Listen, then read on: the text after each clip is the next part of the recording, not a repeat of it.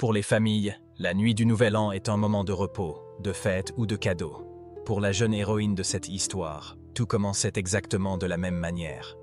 Elle n'avait que 18 ans, toute une vie devant elle, et ses rêves commençaient à se réaliser. Il semblait que rien ne pouvait assombrir un moment si merveilleux, sauf un crime sanglant. Nancy Mestre est née en 1975. Sa ville natale était Barranquilla, située en Colombie. C'était une grande ville avec une population de plus d'1 million de personnes. La jeune fille vivait dans la famille de Martine Mestre et Nancy Varga, avec son frère. Depuis son enfance, elle était toujours sociable et joyeuse. Les enfants avaient d'excellentes relations avec leurs parents. Un lien de respect et d'attachement s'était formé entre eux. Nancy considérait sa mère comme son meilleur professeur et son père comme son meilleur ami. La famille avait une situation financière stable. Leur niveau de vie permettait à Nancy de recevoir une éducation de qualité. Elle étudiait dans l'un des meilleurs collèges du pays, Marymount. Avant même de maîtriser parfaitement l'anglais, elle rêvait déjà d'étudier aux États-Unis. Tout ce qui concernait ce pays l'intéressait, et elle rêvait d'y vivre. La veille du Nouvel An 1993, toute la famille s'était réunie pour une soirée festive. Initialement, ils devaient célébrer ailleurs, mais des circonstances imprévues les ont obligés à changer leurs plans. Le frère de Nancy avait récemment subi une grave blessure lors d'un match de football. Cela l'empêchait de continuer à s'entraîner pendant un certain temps, et il était pratiquement alité, alors ils avaient décidé de célébrer à la maison. Il y avait une autre raison de célébrer. Nancy avait été admise dans une université aux États-Unis, et ils fêtaient cet événement. Elle devait bientôt partir pour les États-Unis. Son rêve semblait sur le point de se réaliser. Mais, malheureusement, leur joie fut de courte durée. Vers 1h44 du matin, un homme d'affaires nommé Jamais Enrique Sanad Carmani est arrivé chez eux. Il était de 10 ans plus âgé que Nancy, mais cela ne l'a pas empêché de demander à ses parents la permission de sortir avec elle la nuit du Nouvel An. Avant cela, ils avaient passé quelque temps à communiquer et à se fréquenter. Le jeune homme venait d'une famille respectable et décente, ce qui avait amené les parents à bien l'accueillir. Les proches de Nancy n'avaient pas refusé sa demande. Nancy souhaitait également célébrer le Nouvel An avec sa famille, mais ses parents avaient fixé des conditions importantes. Elle devait rentrer à la maison au plus tard à 3h du matin, et le jeune homme devait veiller sur elle. Ce dernier avait accepté ces conditions, et ils étaient partis s'amuser. À l'heure convenue, les jeunes gens ne s'étaient pas présentés à la maison, mais cela n'avait pas inquiété les parents au départ. Ils avaient pensé que les amoureux avaient simplement perdu la notion du temps. Les proches avaient décidé de ne pas gâcher la nuit de Nouvel An de leur fille avec des interdictions et des disputes. Ils avaient simplement laissé une lumière allumée dans l'escalier pour elle et étaient allés se coucher.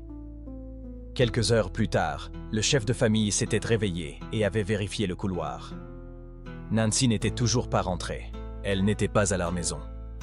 Sa chambre était vide, ce qui avait inquiété son père. Tout d'abord, il était parti à la recherche de sa fille dans tous les clubs populaires où elle aurait pu se trouver cette nuit-là. Le téléphone portable de Nancy ne répondait pas, mais il n'y avait pas encore de raison d'alerter la police. Le père avait essayé de contacter les amis de sa fille, mais elle ne savait pas non plus où elle se trouvait. Lorsqu'il n'avait pas réussi à la trouver dans aucun des clubs, l'homme s'était dirigé vers la maison de Jem, celui qui avait emmené sa fille et était censé la ramener. Il supposait qu'elle pourrait s'y trouver. Sur place, il avait trouvé la mère de Jem en train de nettoyer le sol taché de sang. Cela semblait assez alarmant. Aux questions du père, elle avait répondu que son fils et Nancy étaient partis à l'hôpital et que le sang sur le sol appartenait à sa fille. Elle n'avait pas pu répondre à d'autres questions. Elle ne savait même pas ce qui était arrivé exactement à Nancy, ni dans quel état elle se trouvait. Inquiet, le père de Nancy avait sauté dans sa voiture et s'était précipité vers l'établissement médical. Tout cela se passait aux environs de 6h du matin. En entrant dans l'hôpital, il avait rencontré le père du petit ami de Nancy, qui lui avait raconté une histoire incroyable. Selon lui, Nancy, cette nuit-là, alors qu'elle se trouvait chez eux, avait tenté de se suicider en se tirant une balle dans la tête avec un pistolet. Le père de Nancy n'avait pas cru à cette version des faits. Pour les parents, cela n'avait aucun sens. Elle n'avait jamais donné de raison de douter de sa santé mentale. La jeune étudiante était joyeuse, heureuse et, qui plus est, pleine de vie. Elle venait de réaliser son rêve d'être admise dans une université aux États-Unis. Elle attendait ce voyage avec impatience, et tout se passait parfaitement bien dans sa vie. Elle n'avait aucune raison d'être déprimée, encore moins de mettre fin à ses jours. Il était également impensable qu'elle ait pu faire cela précisément pendant la nuit du Nouvel An, chez un ami. Cela dépassait l'entendement de son père. L'homme a discuté avec les infirmières qui avaient accueilli sa fille à l'hôpital, et elles lui ont fourni des informations inquiétantes. Elles lui ont révélé que Nancy avait été amenée complètement nue, simplement recouverte d'un drap, et qu'elle montrait à peine des signes de vie. Son corps et ses cheveux portaient des traces de sable, de terre et de plantes, comme si elle avait été traînée dans une forêt. Tout cela ne correspondait pas à l'histoire que le père de Jamie venait de lui raconter. Sa fille était censée passer la soirée chez eux et dîner en famille.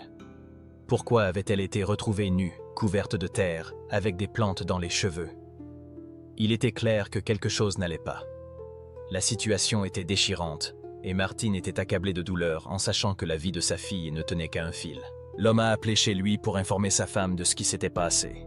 Dès qu'ils ont appris la nouvelle, tous les membres de la famille de Nancy se sont précipités à l'hôpital. Cependant, les prévisions des médecins étaient pessimistes. Ils avaient détecté des blessures trop graves chez Nancy, entraînant des complications. La jeune fille s'est battue pour sa vie pendant 8 jours, au cours desquels elle a subi de nombreuses opérations, tout en restant dans le coma. Les médecins ont fait tout leur possible pour la sauver, mais en vain. Lorsque les médecins ont annoncé à la famille qu'il n'y avait plus aucun espoir de la ramener à la vie, ils ont demandé l'autorisation de la débrancher des appareils de maintien en vie. Les proches ont pris la difficile décision de donner leur accord pour l'arrêt des machines le 9 janvier 1994. Ils sont entrés dans sa chambre et ont commencé à chanter une berceuse pour lui dire adieu. Nancy est décédée sans jamais reprendre conscience et sans pouvoir raconter sa version de ce qui s'était passé cette nuit fatidique de Nouvel An chez James.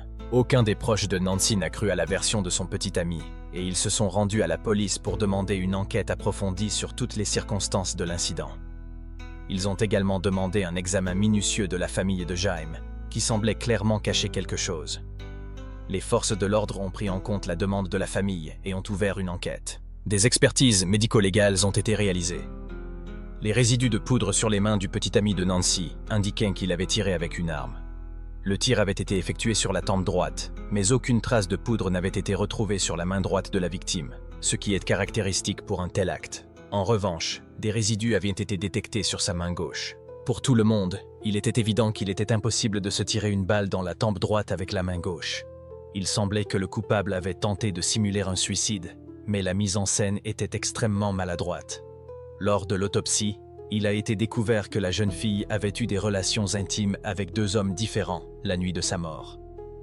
2 échantillons de liquide séminal masculin avaient été retrouvés sur son corps. De nombreuses éraflures, ecchymoses et autres blessures indiquaient qu'elle s'était activement défendue, ce qui montrait qu'elle avait été victime d'un viol, que l'on tentait de dissimuler. De plus, sous ses ongles cassés à cause de la lutte, des experts avaient découvert des traces de peau. Ces éléments sont typiques d'une défense active en cas d'agression et permettent d'identifier l'agresseur. Les fragments de peau sous les ongles ont été collectés et envoyés au laboratoire pour analyse. L'arme de James avait été retrouvée chez lui, enveloppée dans un short ensanglanté et dissimulée sous le lit du suspect. Une expertise balistique a confirmé qu'il s'agissait de l'arme du crime. À ce stade, il ne faisait plus aucun doute qu'il s'agissait d'un meurtre, et l'affaire a été requalifiée en enquête pour homicide. Jaime et sa famille sont devenus les principaux suspects dans cette affaire, car tout s'était déroulé dans leur maison, et des résidus de poudre avaient été retrouvés sur la main de Jaime. Tout portait à croire que Jaime avait violé et tué la jeune fille, et que ses proches l'avaient aidé à cacher les preuves. Cela signifiait qu'il devait également être inculpé, et que d'autres complices devaient être identifiés parmi ceux présents cette nuit-là. Les enquêteurs attendaient les résultats des analyses et poursuivaient la collecte de preuves en vue de porter des accusations contre eux. L'incident s'est rapidement répandu à travers toute la Colombie. L'opinion publique était en émoi. Plusieurs manifestations ont été organisées en soutien à la famille de la victime. Les gens exigeaient que les coupables du viol et du meurtre de cette jeune fille, dont la vie avait été brutalement écourtée, soient retrouvés et punis. Alors que l'enquête se poursuivait, quelques jours après ces événements, Martin, le père de Nancy, a reçu une lettre anonyme décrivant la possible raison du meurtre de sa fille. L'auteur anonyme affirmait que Nancy avait surpris son petit ami dans des relations sexuelles déviantes.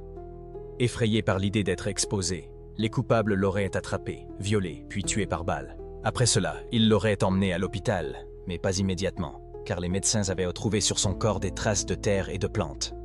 Cela indiquait qu'ils avaient d'abord envisagé de l'abandonner dans la forêt, mais, constatant qu'elle montrait encore des signes de vie, ils avaient décidé de la conduire à l'hôpital. L'identité de l'auteur de cette lettre n'a jamais pu être établie. Au cours de l'enquête, Jem a disparu. Il semblait évident qu'il avait anticipé son arrestation et l'inculpation qui s'ensuivrait, choisissant ainsi de fuir pour échapper à ses responsabilités. Les détectives ont tenté de le localiser ou au moins de le contacter, mais sans succès. Sa famille prétendait ignorer où il se trouvait et ne pas pouvoir entrer en contact avec lui, ce qui paraissait peu crédible. Il était évident que Jem était coupable et se cachait pour cette raison, mais les enquêteurs n'ont pas réussi à le retrouver. Un mandat d'arrêt a été émis contre lui, et il a été inculpé par contumace pour viol et meurtre avec préméditation. N'ayant pas pu le localiser, le procès s'est déroulé en son absence. Toutes les preuves contre Jem ont été présentées. Les résidus de poudre sur ses mains, son ADN sur le corps de la victime après le viol, ainsi que les traces sous les ongles de Nancy, constituaient des preuves irréfutables de sa culpabilité, qu'il ne pouvait contester en raison de son absence au tribunal. Au début, un témoin clé de l'accusation était une voisine de la famille de Jem. Elle avait déclaré avoir été témoin d'une scène horrible cette nuit-là dans l'appartement de la famille accusée. Elle avait entendu plusieurs hommes crier et une jeune fille implorer de l'aide, demandant qu'on appelle son père avant qu'un coup de feu ne retentisse. Cependant, lorsque son tour est venu de témoigner au tribunal, cette femme âgée a affirmé n'avoir rien entendu cette nuit-là. Il était évident qu'elle avait été intimidée et qu'elle avait renoncé à ses déclarations. Malgré cela, le tribunal colombien a reconnu Jem coupable de tous les chefs d'accusation. Le fugitif a été condamné à 27 ans de prison pour viol et meurtre prémédité de Nancy, âgé de 18 ans. Cela s'est produit le 5 juillet 1996. L'accusation supposait que le criminel avait fui aux États-Unis et s'y cachait. En avril 1998, le coupable de la mort de la jeune fille a été inscrit dans une base de données à la demande de la police colombienne.